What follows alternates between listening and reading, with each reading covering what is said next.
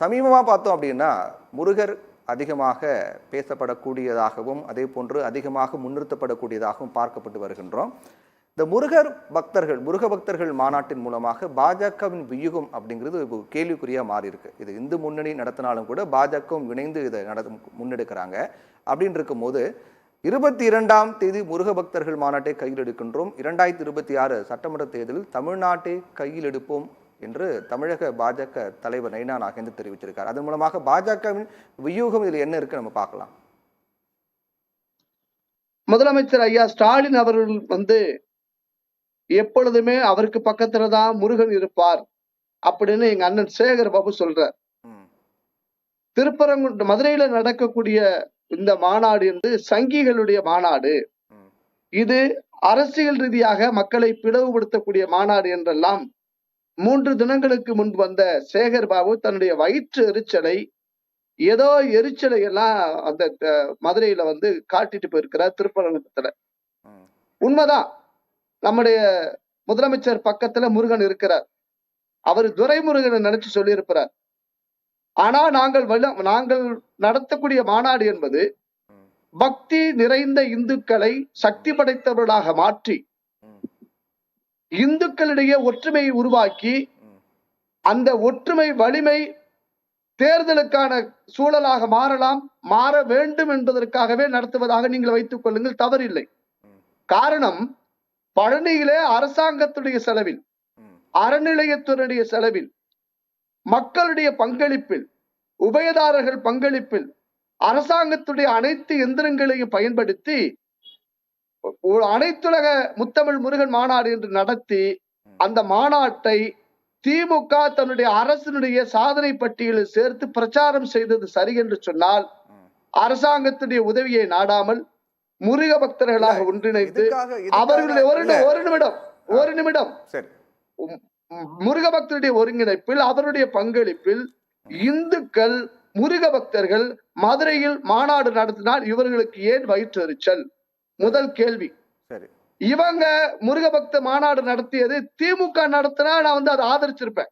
பழனியில திமுக தன்னுடைய சொந்த காசுல முருக பக்தருடைய மாநாடு நடத்தினா அதை ஆதரிச்சிருப்பேன். இந்து சமய அறநிலையத்துறை சட்டத்தின் பிரகாரம் மாநாடு நடத்துவது ஒரு அரசாங்கத்துடைய கொள்கை கிடையாது, அறநிலையத்துடைய கொள்கை கிடையாது.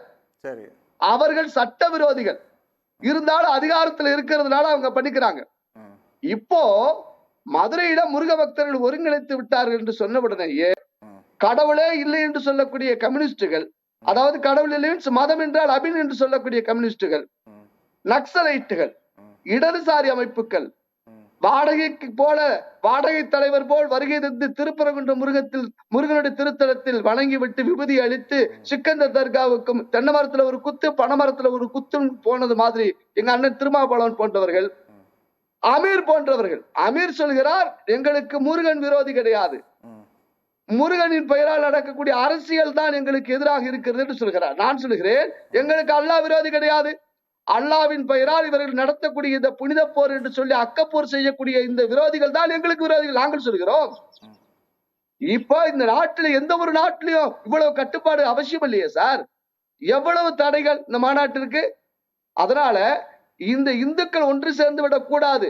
இப்ப என்ன சொல்றாங்கன்னா, யார் உண்மையான முருக பக்தர் ஜஸ்டிஃபை பண்றதுக்கு, நீதி சொல்றதுக்கு சேகர் பாபு என்ன பெரிய நிபுணர்? அவரு அவ்வளவு நல்லவரா இருந்தா அனைத்து முருகன் கோயிலையும் கட்டண தரிசனம் வேணாம் சொல்லுங்க. இப்ப பழனி கோயில இடைநிறுத்த தரிசனம்னு 500 ரூபாய் ஒரு நபருக்கு 3 to 4 பண்ண போறாங்க. பழனி கோயில்ல, கல்லழகர் கோயில்ல, மீனாட்சி கோயில், ராமேஸ்வரம் கோவில், சமயபுரம் கோயில், திருவண்ணாமலை கோவில், தேவார கோவில்களை முழுக்க வியாபார கோயிலாக மாற்ற ஒரு ஆன்மீக வியாபாரி தான் இந்த சேகர் பாபு. இந்துக்களுக்கு பக்தர்களுக்கு எதுவுமே செய்ய கிடையாது. அனைத்து கோவில்களில் இருக்கக்கூடிய இருப்பு பணத்தை எடுத்து காலி செய்யக்கூடிய, இந்த நிதியை முழுக்க காலி செய்யக்கூடிய திட்டங்கள் பெயரால செய்யக்கூடிய நபர் தான் இந்த சேகர் பாபு.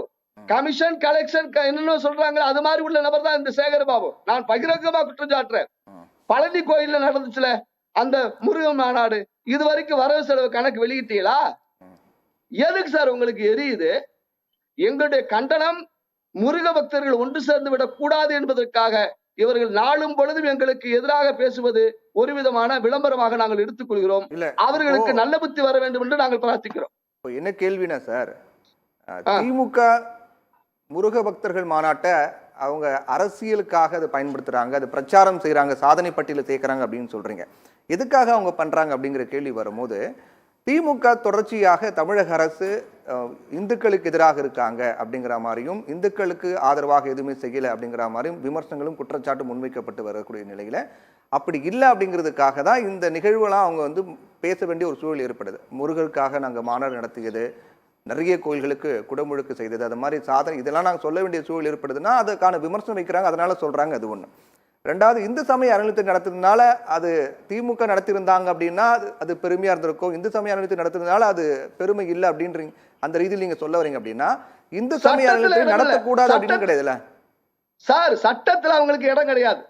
மாநாடு நடத்துவதற்கு இந்து சமய அறநிலையத்தின் சட்ட விதிகளின்படி ஏதாவது ஒரு நாம்ஸ் இருக்குன்னு சொல்லுங்க, நான் அரசியல் பேசுறதை விட்டுறேன். இப்போ நான் 2 கோவிலுக்கு ஸ்டே வாங்கி வச்சிருக்கேன். இல்ல நடத்தக்கூடாது இருக்கா? இந்து சமய அறநிலையத்தை நடத்துவது சார், நடத்துவது அதனுடைய வேலை இல்ல. சமய பிரச்சாரம் செய்யலாம்.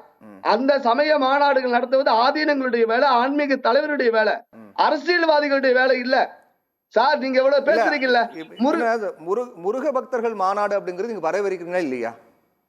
முருக பக்தர்கள் மாநாடு என்பது நாங்க நடத்துறதா உண்மையான முருக பக்தர் மாநாடு.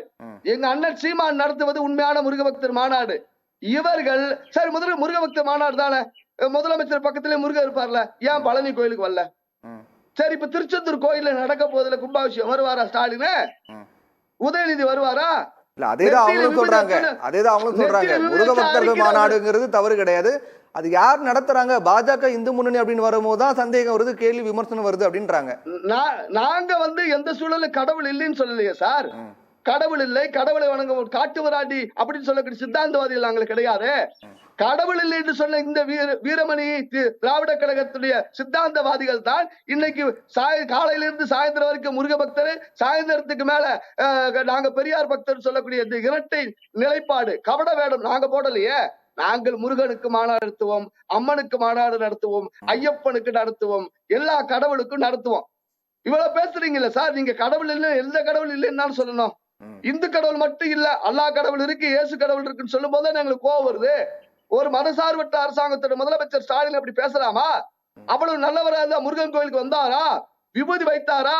நான் கேக்குறேன், ஏன் நீங்க அல்லாஹ் கோயில்ல போய் குல்லா போடும் போது மட்டும் அல்லாஹ் இருக்கிறாரா? ஏசுநாதர் கோயில்ல போய் கேக் வெட்டும் போது ஏசு இருக்கிறாரா? ஏன் சாமி கோயிலுக்கு ஏன் வர மாட்டேங்கிற? அப்படிங்கிறது சாதாரண முருக பக்தருடைய கேள்வி. புரியுதுங்களா? சேகர் பாபு ஒரு அறநிலையத்துறை அமைச்சர், அல்லலியா அல்லலியான்னு சொல்லி எங்க ஜெபம் பண்ணுவாரா? என்னங்க சார்? சரி, இல்ல இப்போ நீங்க அதிகாரம் சார், இப்போ கேள்வி என்னன்னா, இந்த மாநாடு நடத்த வேண்டிய ஒரு அவசியம் என்ன, இப்ப நோக்கம் என்ன அப்படின்னு கேக்குறாங்க. இந்த மாநாட்டுக்கான நோக்கம் என்ன? சேகர் பாபுக்கு நாங்க ஏன் சொல்லணும்? மாநாடு நடத்துறதுக்கு நோக்கம் என்ன நீங்க கேட்டீங்கல்ல? மாநாடு நடத்துறதுக்கு நோக்கம் என்ன சேகர் பாபு இதுவரை கேட்டீங்களா? நீங்க யாராவது ஒரு பத்திரிகையாளர் கேட்டீங்களா? கண்ட காசு இருப்பு காசு ஏயா காலி பண்றேன்னு கேட்டீங்களா? நாங்க மாநாடு நடத்துவது இந்துக்கள் ஒற்றுமை ஆகணும். அது முருகன் இந்துக்கள் ஒற்றுமை இல்லைன்றீங்களா? இன்னும் ஒற்றுமைப்படுத்தணும் நான் சொல்றேன் சார். பிற சமயத்தவர்கள், நான் இஸ்லாமு கிறிஸ்தவத்தையும் நான் வந்து மதிக்கிறேன், அவங்கள வெறுப்புணர்ச்சியோட நான் பேசல, மீண்டும் புரிஞ்சுக்கோங்க. அந்த சமயம் அந்த மதங்கள் நிறுவனமயப்பட்டு இருக்கிறது. யாருக்கு வாக்களிக்க வேண்டும் என்று சொல்லக்கூடிய சூழலில் ஒரு சர்ச்சு மசூதி உருவாக்குகின்ற பொழுது எங்கள் திருத்தலங்களில், எங்கள் கோவிலில் யாருக்கு இந்துக்கள் வாக்களிக்க வேண்டும், இந்துக்களுக்கு உரிமைகளுக்கு நலன்களுக்கு எந்த கட்சி ஆட்சிக்கு வந்தால் சரியாக இருக்கும் என்று சொல்லி நாங்கள் தீர்மானிக்க கூடிய இடத்தில் இல்லை. அதை உருவாக்க முயற்சிக்கிறோம். எங்க ஆதீனங்கள் சொல்லணும், எங்கள் கோவில்ல நாங்கள் சமய பிரச்சாரம் செய்யணும். நீங்க தான் மனசார்பற்ற அரசு, கோயில மட்டும் உன் கட்டுப்பாட்டுல வச்சிருக்க, மசூதி சர்ச்சை கட்டுப்பாட்டுல வச்சிருக்க. நீ மதசார்பற்ற அரசு அதான இந்துல ஒரு சட்டம், ஒரு கண்ணில வெள்ள மறுகண்ணில் சுண்ணாம்பு எதுக்கு வச்சிருக்க நீ? அது முறையல்ல. நாங்க நீங்க பச்சா பேசுற சார், நாங்க இந்துக்கள் ஒன்னாகி ஒரு ஓட்டு வலிமையான என்ன தப்பு இல்ல, தவறு கிடையாது. அது வெளிப்படையா சொல்லலாம் இல்லையா? அரசியலுக்காக தான் நடத்தணும் சொல்லலாம் இல்லையா? நைனா நாகேந்திரன் சொல்றாரு, இந்த மாநாடு பொறுத்த வரைக்கும் முழுக்க முழுக்க ஆன்மீகம் தான், அரசியல் இல்லைன்னு சொல்றாரு. அதே அவரு தான் திரும்பவும் சொல்றாரு, 22 முருகன் மாநாட்டை கையில் எடுத்திருக்கோம், 2026 சட்டமன்ற தேர்தல் மூலமாக தமிழ்நாட்டை கையில் எடுப்போம் அப்படின்னு சொல்றாரு. அப்ப இது பின்னணியில் அரசியல் இல்லையா? தமிழ்நாடு ஆன்மீகத்திலான அரசியலை நோக்கி செல்கிறது. இந்த மாநாட்டுல அதற்கு அரசியல் தொடக்கம் இருக்கா மதுரை இல்லையா சார்? திருப்பரங்குன்றம். இந்த முருக பக்தர்கள் என்னங்க? மாநாட்டுல அரசியல் இருக்கா இல்லையா? மாநாட்டுல நாங்க அரசியல் இல்ல, ஆன்மீகம் இருக்குன்னு சொல்றோம். ஆனா அத்தனை அரசியல்வாதி எதிர்க்கிற காரணத்தினால நாங்க அரசியல் பண்ண விரும்புறோம். இப்ப இந்த மாநாட்டின் நோக்கம் அரசியல் தான். மாநாடு நோக்கம் நாங்க ஆன்மீகம்னு சொன்னா நீங்க கேட்க மாட்டேங்கிறீங்களே. ம், காங்கிரஸ்ல இருந்து இருக்கக்கூடிய திராவிட மாடல் கட்சி முறை ஏன் எதிர்க்கிறீங்க? ம். நாங்க அரோகரான்னு சொல்றோம். எல்லா கட்சியும் வாங்கன்னு சொல்லியிருக்கோம். நீங்க வர மாட்டேங்கிறீங்க. ம். நீங்க எல்லாம் உண்மையான முருக பக்தர் தான் சேகர் பாபு. அவருக்கே அவ்வளவு எரியுது. சரி. சங்கிங்கிறார். சரி. நீ திராவிட தொங்கி சரி, சரி, அங்கியோடும் பேசுவோம் சார். லுங்கியோடும் பேசுவோம். அங்கியோடும் லுங்கியோடும் கூட்டு வைத்திருக்கக்கூடிய திராவிட தொங்கி சரி சேகர் சரி பாபு. சரி, ஓகே, பேசுவோம் பேசுவோம்.